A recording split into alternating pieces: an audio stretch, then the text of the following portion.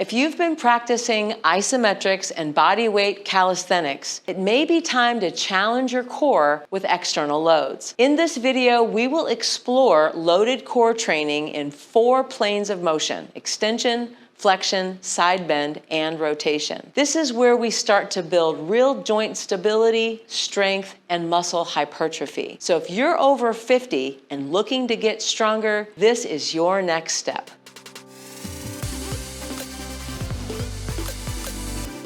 Hi, my name is Eirk, and today's video, we're focusing on loaded core training. So we want to move today through 4 different core training positions in the essential planes of motion, gently reviewing some of what we've already done and seeing how adding load is going to make these positions that much more powerful. So let's just begin with moving onto our backs, and we're moving into a crunching position.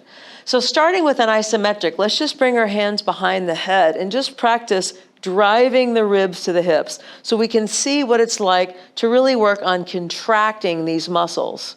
Holding that for a few seconds and then bringing that down.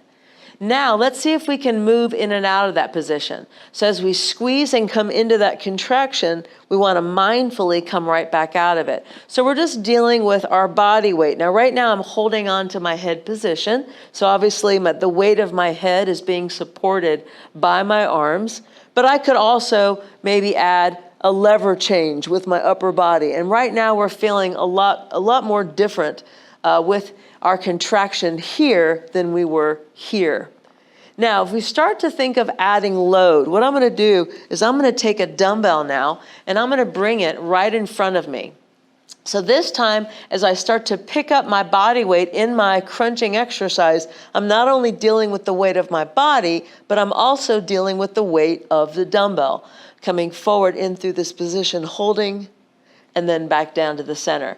Now, one thing that I really like to do to enhance my crunching motion is I start with the weight furthest away from me. Then when I come up, it's actually counterbalancing the weight of my body. Notice I'm able to come up the floor a lot more and then moving that back to the ground. Now, over time, when I got better at squeezing and contracting those muscles, I'm going to shift my weight back over my chest and come right back down.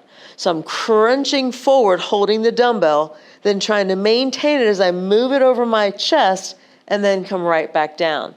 Now, when that feels really good, what I'm going to do now is as I come into the crunch, I want to move that weight up to the ceiling and then bringing it back down. And maybe even adding that motion might make sense. So I'm pushing it away from me and then bringing it back towards me. Exhale, crunching away. Inhale, bringing it back towards. Now, when we start thinking about rotation, this is where one side of the body is moving off the floor and the other one isn't. So let's say that I have one hand behind the head. And I'm just going to shift my legs across to mimic the direction of my muscle fibers.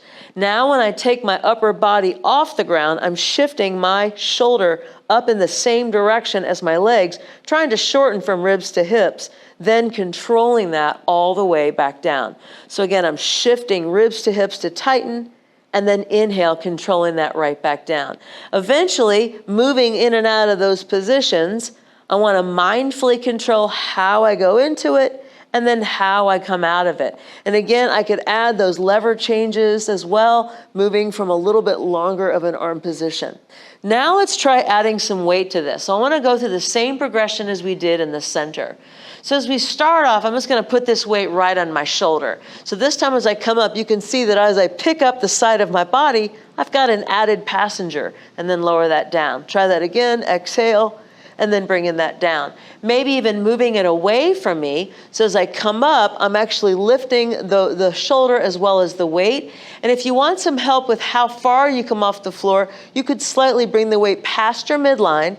Then when you get to the top, move it over the shoulder to really load that side and then come right back down. Again, exhale, coming up and then bringing it right back down. So I'm moving it across, load, and release. Eventually, maybe I want to move from here and then bring that down. Moving it away from me to crunch and then back towards me as I lower. Now, when you do this, you get the great enhanced ability to change sides. So you may notice that one side of your body is really strong and the other is not. This sometimes doesn't show up in a straight crunching position because both sides are actually moving together. But now as I move into one side, I can see if potentially I have more muscle recruitment on one side. And this definitely would show up when we start adding this dumbbell to the mix, bringing it down and then potentially bringing it straight up. And I want to make sure that the dumbbell is truly loading this side of my body. All right, now for the next position, let's focus on backward bending. And I'm going to do this from a standing position. So one of the best places to start learning how to back bend properly is from standing. So as we isometrically lean the upper body back and work on squeezing our shoulder blades into our back, this is going to be a gravity-assisted motion. Then from there, I want to work on bending forward from the hips, and you notice that the weight of the body is going to be significant. Can I hold this here? Then using my lower back and my hips, I come all the way through as I move into that hinging position. Calisthenics might look like moving down and then moving back up with a little more load and speed, maybe even changing how I'm standing on the ground. But the moment that we pick up a load, now these back muscles have to deal with the weight of the body, the weight of the dumbbell, and how it's moving through space. So let's say that I was going to pick up a dumbbell. I'm going to start off with a lighter one. I'm actually going to begin by moving the dumbbell closer to me. I know that the axis of motion is here at the hips, so if I keep that weight close to the axis, it's not going to have as great of an ability to bend me over. So I'm going to start off by squeezing my shoulder blades back, just like I did before. All those isometrics, that foundational work comes into play. And then I may even notice that I max out a little bit quicker with the dumbbell because my back muscles are not as strong there. What you will notice is that as you bend forward, having this weight, your hamstrings, maybe even down into your lower back, will tighten up more to prevent you from moving too far into the position and hurting yourself. Over time, as those muscles get stronger, you will notice that your range of motion may change. It may improve a little bit. Not to mention the fact, as I got stronger, I could move that weight further away, coming back down and then bringing it back in. And lastly, I love spending more time under load. So here I am coming down to the bottom of that contraction, and now I'm only going to come up halfway, so I'm never getting that full break, and then going right back down. Bringing it up, and then bringing it back down. Now, one way to increase our tension is also to add load. So picking up that second dumbbell, now I have double the load. I may notice that as the weight gets heavier, I have to start with the weight closer to me. I may not see that I have as much range of motion. And then over time, same as before, I may be able to move the weight further away. Now, one thing you have to be very aware of when you're training, adding load to any kind of an exercise may also require you to slow down a little bit. You have to be a little bit more mindful, a little bit more cognitive of where your body is in space, and you have to maybe recruit muscles just a little bit differently. But another thing that you're going to really notice that's an added bonus, by doing strength training, when you go back to your calisthenics and isometrics, you have even more of an awareness of how to do it correctly and how to squeeze those muscles. Now for my last position, what I want to look for is lateral flexion. And you see a lot of people will do these types of things where they're kind of standing and side bending in efforts to stretch. Instead, what I'm going to focus on is the side that is tightening. Now the reason I'm doing this standing is so that we really feel the load of the dumbbell. So let's say if I'm going like this, to create tension, I would have to press my hand into my leg to feel those muscles contracting into my waist. And then over time, I may be able to come out of that position a little bit more efficiently by contracting over here. So I'm eccentrically allowing for the weight of my body and then concentrically bringing me back into neutral. Now, a lot of people will do this exercise thinking that if they add weight to their side bends, they're going to lose weight in their waist. That's another whole story.